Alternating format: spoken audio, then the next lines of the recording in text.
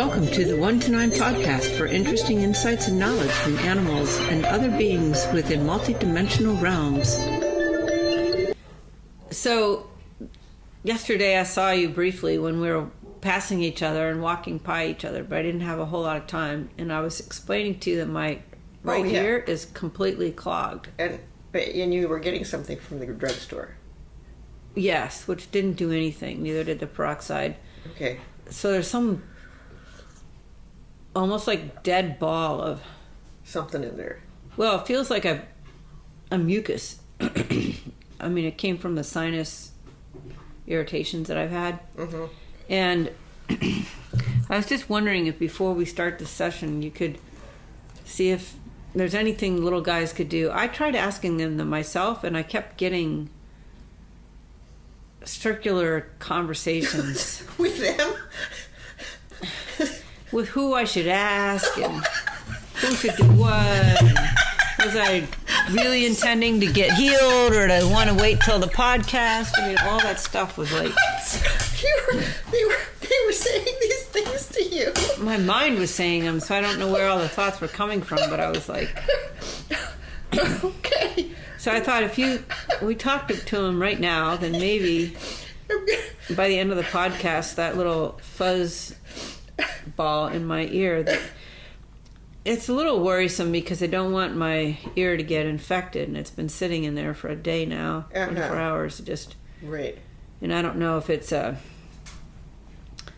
don't know what it is, but it doesn't appear to be wax holding something in. For those of you who are wondering what this pause is all about, Diana's having a conversation. She's having a conversation, and I'm just letting you know.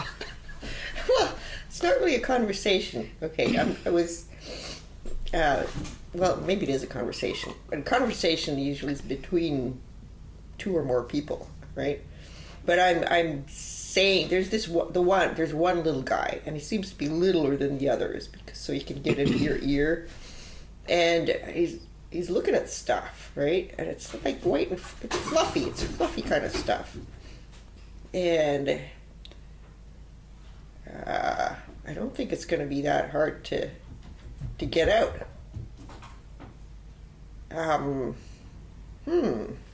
Okay, now there's more of them, and they're just going to go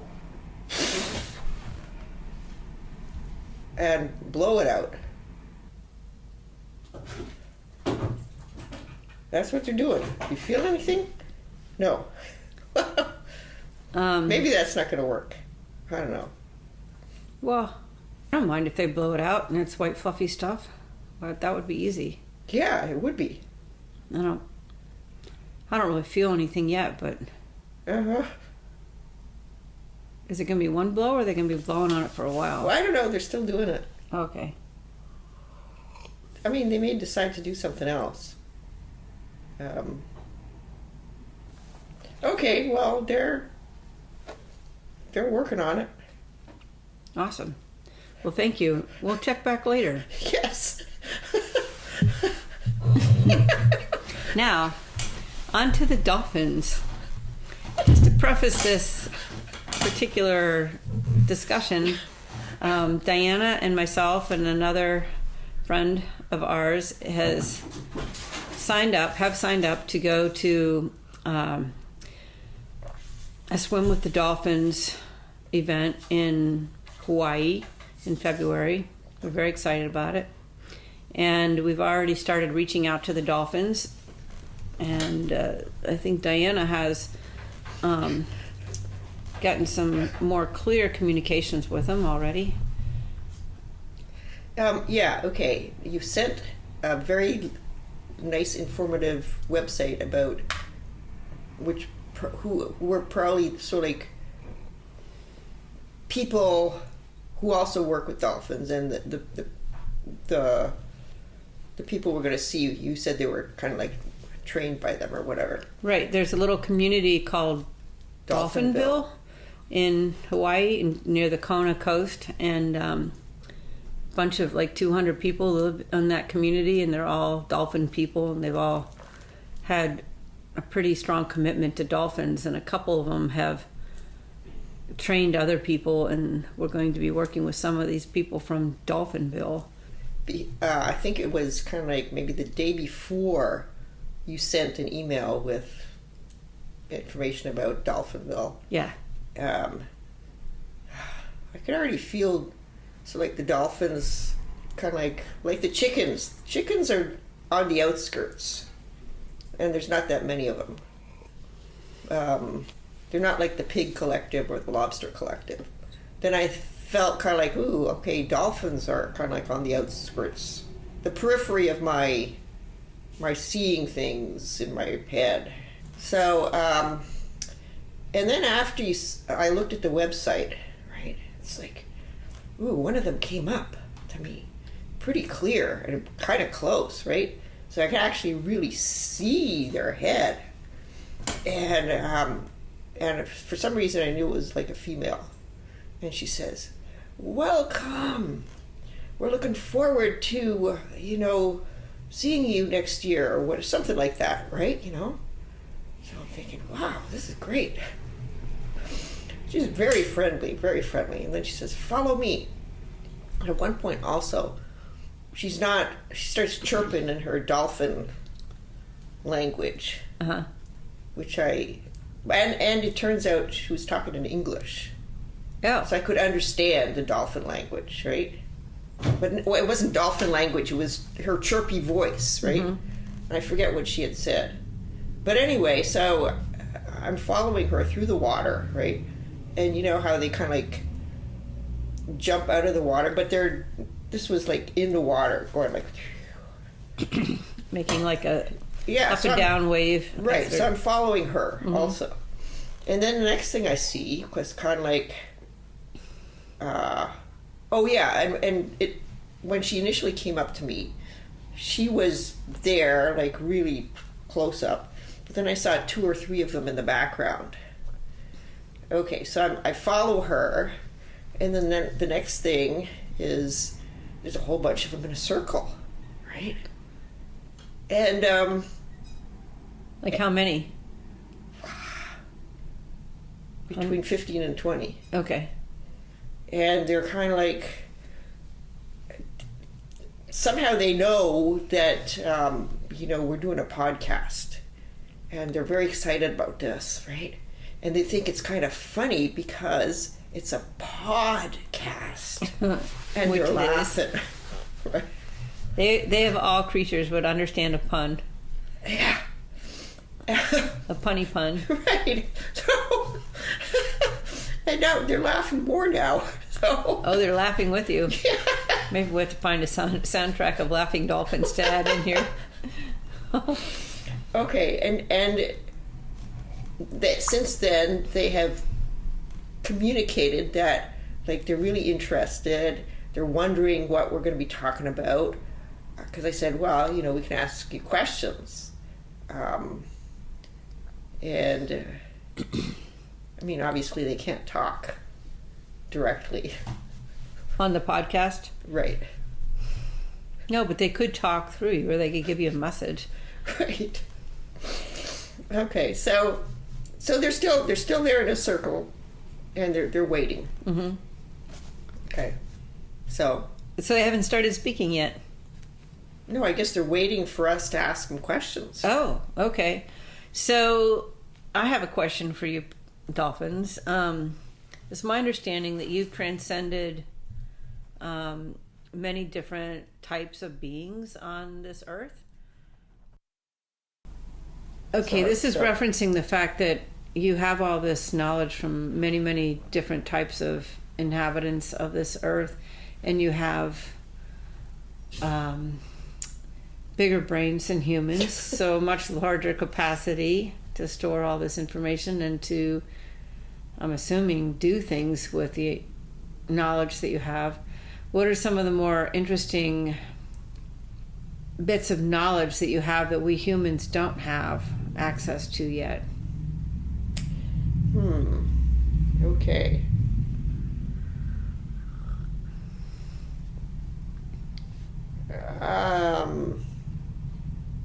It seems like they're saying they've got sort of like communicative knowledge. in that they have enhanced ways of communicating, I mean, with each other, but also with these other, I don't know what you want to call them, not civilizations, but entities or multidimensional beings or whatever that are all here. So they can communicate with all the dimensional beings in this area, in the cosmos, or in the Earth's existence. You mean in the Earth's past existence? No, or right. The Earth's current situation. So more like local versus or like real cosmic. Well, they don't know because, I mean, I don't think they know the extent of you know, I mean, my vocabulary with this stuff is kind of limited. But in terms of, so like the great variety of multidimensional beings that are out there, there could be ones that they've never encountered and they have no knowledge of. They don't even know that they exist. So, but they can communicate with beings that we certainly can't communicate with, or at least very few humans can. And are these multidimensional beings here on Earth with us right now that they're communicating with? Well, they're in the ether, you know. Right. Like, yeah. But they may not be here constantly, you know. Oh, they come and go. There may be parts of them here. Yeah. They may not be permanently here. They travel. So. And is there a collective effort on the part of these multidimensional beings that are here now? For instance, a collective effort to raise the consciousness of humanity, or to, some lofty goal like that. Is there a collective mission between the Dolphins and these multidimensional beings? It's been like that for a long time.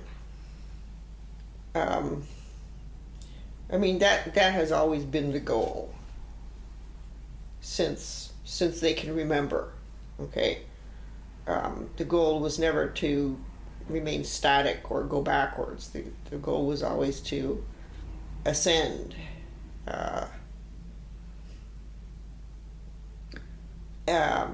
Individually or collectively, or both? Both. I mean, if an individual does it, and if there's many individuals, then it's a collective. So the Dolphins are ascending along with us? Oh, yeah. I mean, they're way ahead of us. So they're helping... In a sense, they're way ahead of us. So they would be helping us to ascend? Well, yeah. I mean, they like to think so. They like to think that whatever they've done in the past and currently, you know, is actually helping humans, and then also helping these other multidimensional beings, you know, because I mean, everything's connected. They're all one big family. Are they happy with the progress that we're making on... I'm not sure if that's I don't know if they don't know if they see it in terms of progress or not, because it's like, they don't even see it in terms of time. I mean, if they've been here for a long time, they don't see it as a long time because it's all connected, and it's like they have their global knowledge base, right? Which has all this knowledge. so that it's just flowing freely. You see what this is, okay. Yeah, I can understand. This is what they're saying, you know? So in terms of... Well, it's continuing to be an ascension type of process. They don't see us stagnating or going backwards, or since they're assisting in that, they're okay with the way things are going. Well, okay. I mean, they do have to say that there's some parts that they're not quite happy with. But, I mean, a lot of it is kind of like sometimes out of their control. Just basically because, I mean, I guess this applies to everybody that they deal with. The human beings, their fellow dolphins, other species of dolphins, the multidimensional beings. I mean, they all have free will, you know. So it could be an individual decides to do something, and an individual turns into a collective, and they decide to do something that is not quite in the direction of ascension, right? But, you know, that's just part of the whole thing. They don't see it as good or bad. It just is. Okay? I mean... Well, that's fine. But, okay, they also want to say that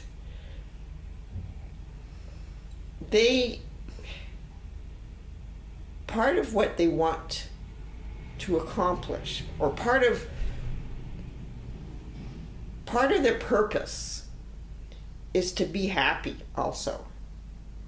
And what does being happy mean to them? Part of it is having fun. Okay? So, I mean, it's like however they live and whatever they're trying to do, it's like it's kind of like a balanced out between, they don't worry about stuff. You'd think that perhaps they have a right to be worried, but they don't see it that way somehow. I mean, it is what it is. And then they know what one of the intentions is, but another one of the intentions is also sort of like happiness. And they're always balancing it out. Does that make sense? Yeah. Yeah, okay. Because they are very happy. The dolphins are very happy. Yeah. I mean, they're naturally happy. It's very rare to find a sad dolphin. That's awesome. I have a question. Are there any other beings on this earth that have been around as long as the dolphins and with a similar purpose? Gosh, they said monkeys. Monkeys? Yeah. And not cats? No, they said monkeys. Interesting. Think about monkeys and how happy they usually are. Right. Very silly. But monkeys can also... I mean, monkeys encompasses a whole bunch of different kinds of... Mm-hmm. You know, it could be apes, it could be gorillas, it could be chimpanzees, it could be... Right. Right. They like monkeys for some reason. The dolphins and the monkeys. Who'd have thought, right? Right. And, okay, how? But they've been around like the dolphins through a lot of the different civilizations, the Lemurians and whatever previous civilizations, or They say yes. And I mean, how do they know this, right? well, if they were there, they might know. Yeah, I know, but that would mean monkeys would have to be living underwater also. Oh, I don't know. Was the whole Earth covered with water at one point? Well, no, they're not saying not the whole Earth was covered in water, but there were some civilizations that were underwater, that were living in water. So, I don't know. It could.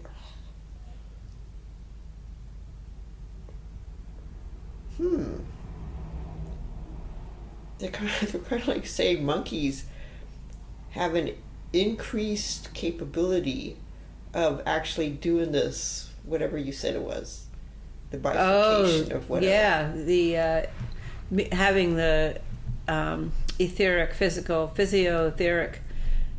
bodies where they're more able to change, from a etheric to a physical being. Now, let me ask this question then, because the monkey's brains are not known for being bigger than the human brains, and the dolphin's brains are known for being bigger than the human brains. So if the monkey brains are smaller and they can do very sophisticated things like shape shift from physioetheric to physio. But they're saying it doesn't require that much brain power to do that. Oh, so we humans have enough brain power to do it, we just don't know how? They don't know. They're saying some humans could do that. Right. And I'm sure that's true. Yeah. But it's not the norm for humans. Right. Very interesting piece about the monkeys. I don't know where that came from. It's like, all of a sudden it's like, oh, yeah, they like monkeys. They really like monkeys. This is a silly question. Are there any place on this planet where they get to interact directly with monkeys freely? Gosh, they're saying yes. And where is it?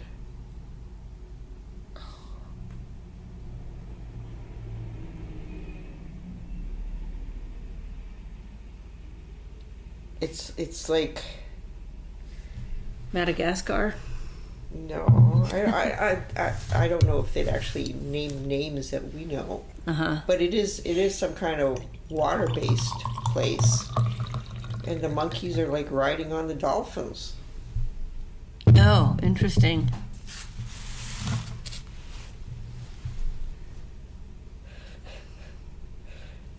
Now, okay, is it you, the dolphins that we're talking to right now that do this, or do they just know of dolphins that do this? Have you been to those places yourself? We've heard about it from other dolphins. And we know it used to happen.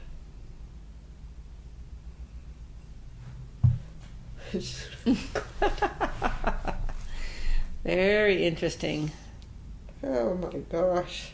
Very interesting. I mean, think about all the places that something like that might have happened at one time that are probably too populated now with humans for that to happen. Right. Oh my gosh. And also, it's like they're saying monkeys have been throwing coconuts at them. Oh, but just for fun, right? Yeah, I guess so. I don't know. I've walked through the woods and had monkeys throw mangoes at me. I don't know what kind of, like, I think at one point previously we were talking about games or something, right? Was dolphins. Oh, hide and seek, right? Oh yeah, dolphins like to play hide and seek. Right. But they also seem to like to interact with also various types of other creatures in the waters that they're in, and then also outside of the waters. So they're very friendly. Yeah. You know? So like people and like sea lions, birds. Oh. Interesting.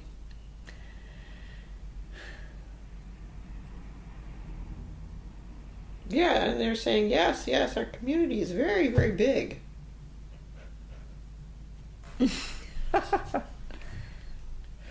So, okay, one question that had been bothering me was that obviously dolphins are not vegetarians. They do eat fish. So, I mean, is fish the only thing you eat? No, they eat other stuff too. Other sea creatures. Does it bother you that you're eating these? No, because if we didn't, we'd die.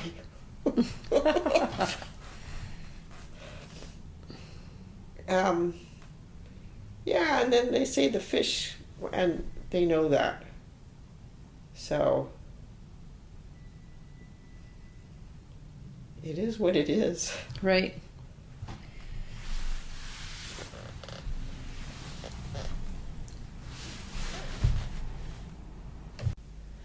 So another question for the dolphins, with all the intelligence they have and how long they've been here, why did they choose the water as their place as mammals to live all these millennia? They're saying, good question. Good question. Sometimes we really ask that of ourselves.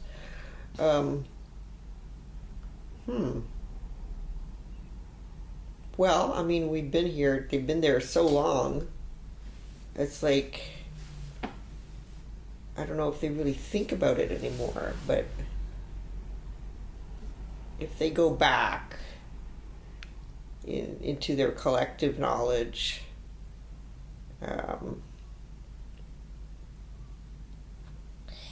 saying somebody decided that. Somebody being like one of the early beings that became the dolphins decided that. They thought it would be just fun to do. Because it seemed like, I mean, if you're in the water, it's kind of like effortless.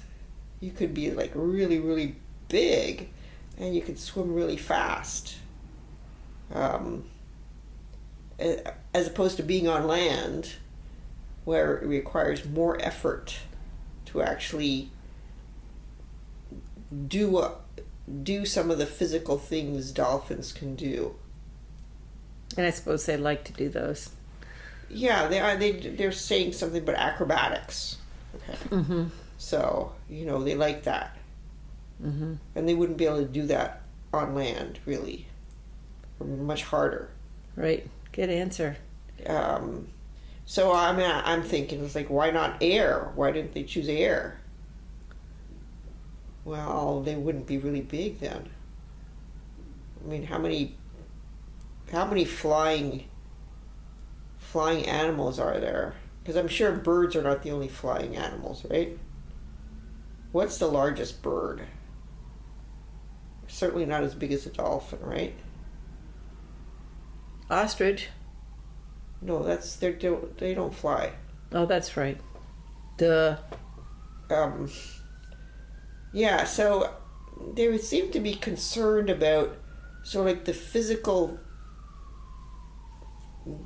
things they could be doing, and they want to find the right environment for that. And again, it's like acrobatics. They like that. So and they can't really change now. I mean, they could, but then they could and they couldn't. Okay, I have another question. I have two questions that are coming up.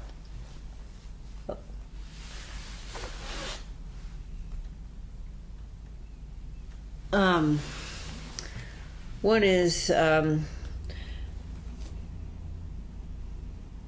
dolphins ever consider leaving the Earth? Not at this time.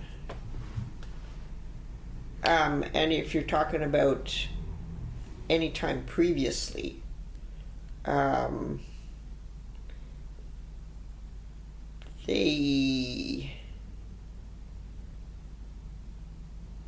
saying, yeah, there have been periods where some of them actually have left. So they didn't leave. I mean, they didn't all leave. Some of them did leave, but it's just like small groups. Were they more of the larger cetaceans like whales that left, or just...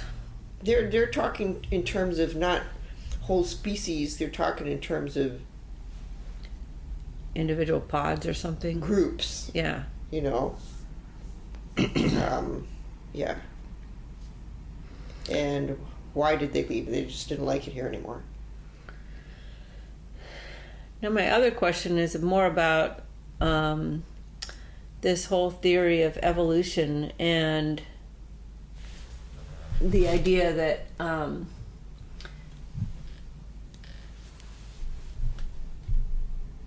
I guess it's a complicated question, like a cross between evolution and reincarnation. Is it feasible to think that dolphins were, or the physical form of a dolphin actually originated from something as simple as an amoeba and then evolved through the years, or did it come in differently in a different type of more complete physical form? And my second question is about incarnation, and do dolphins reincarnate as dolphins, or do they incarnate as other things sometimes, like people and animals, monkeys even, and then go back to dolphins later in an incarnation? And the reason I put these two together is I'm just wondering how evolution, our theories of evolution, play into this. Like, would a consciousness of a dolphin or start in an amoeba and end up in a dolphin one day? These are pretty complicated questions. Yeah. That's what they're saying. Yeah, pretty complicated. Well, as far as they know, okay.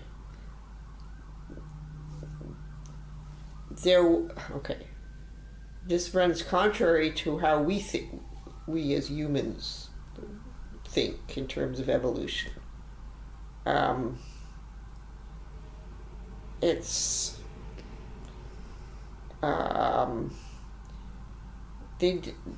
didn't evolve from like little one-celled amoebas. They came from elsewhere. They being sort of like the dolphin spirits, or whoever's inhabiting the dolphins now, right? It could be a whole bunch of different types of beings. They actually created the dolphin bodies for themselves. They did. So when they came here as dolphins, not as some... No, they came here as whatever they were. Uh-huh. Like, pure energy. And then they decided, okay, how do we want to live here? And like, this goes back to what we were talking about earlier. Like, why did they choose to live in the water? Right. because they wanted certain things. Mm-hmm. And that's what they're saying. And so, and the reincarnation or incarnation part is like, there's no pure, just like humans, right? There's no pure humans. There's different energy beings, and some of them are in the dolphin bodies. And depending on what they want, they can come back as something else. So they could come back as a human one time and a dolphin the next. Yeah, except they're saying they don't know. They don't know too many that have done that. Would they reincarnate as a monkey then? I don't know. They could, but it could be that they have the same problems as humans do, in that they don't remember. But okay, you'd think that if they have this global collective dolphin wisdom knowledge base, right, they would be more prone, they'd be more able to remember things like that. But maybe they're not quite as evolved as we think they are. Maybe they don't know everything, you know.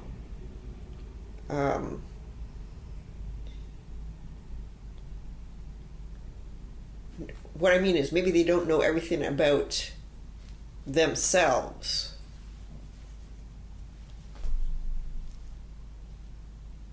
Maybe they're like us, they're figuring things out. Yeah, okay, I mean, they're saying, yeah. Mm-hmm. We're all figuring things out. Together. Yeah. Uh-huh. Right, together. But they're still smarter than us. Well, wiser. They're saying in some ways they are. In some ways we are wiser than them. Give an example of how we're wiser than them.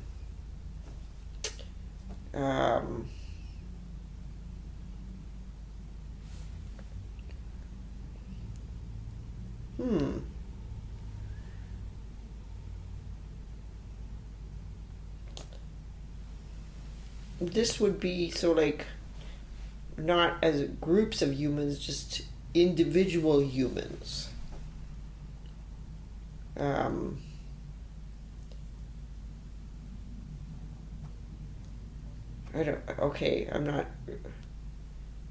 not really getting too much. Maybe they don't, maybe they don't have access to sort of like global collective human wisdom.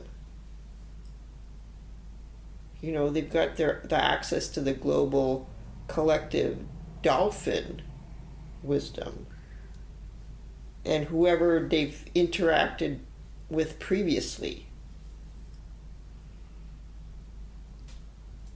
But maybe they don't know everything about us, about humans. Do they want to know more about us?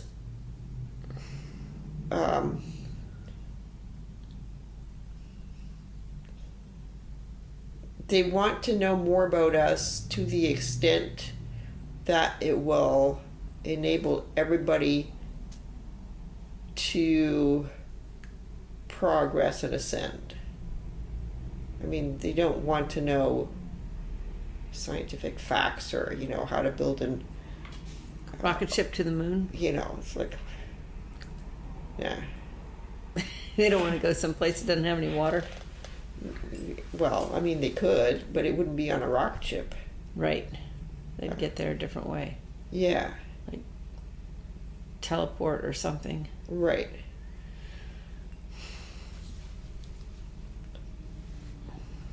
Yeah. So they're finding this actually quite interesting. They like having an interview. They think there's lots of questions, lots of interesting questions, stuff that they don't really think about all the time, you know. Do they want to pause and come back another day, or they want to keep going? I don't know. I mean, they're saying that they're also kind of like regular humans in that they parts of them exist. So like their physical bodies exist in the three-dimensional world, and they have to do stuff to keep on living there, just like humans do. Like eating and pooping and having babies. Right, exactly. Yeah, so that takes up quite a lot of their time, too. Mm-hmm. I mean, just like humans. So, but it's like the fact that they have like two hemispheres Of their brain. Yeah, it doesn't make them okay. It makes things easier for them in some ways. Safer? Yeah. But they're saying, well, you know, they have the same, I don't know what you call it, the same hurdles to go through as other beings do in terms of ascension. You know, I mean, it's not easy. They're here just like everybody else is here. Very interesting. So we shouldn't be looking at them as like some kind of, like, you know, the Holy Grail that will help save us. Okay, well that begs another question, because I've read that the people that live in Dolphinville, which is that little community along the coast of Kona, have lived there,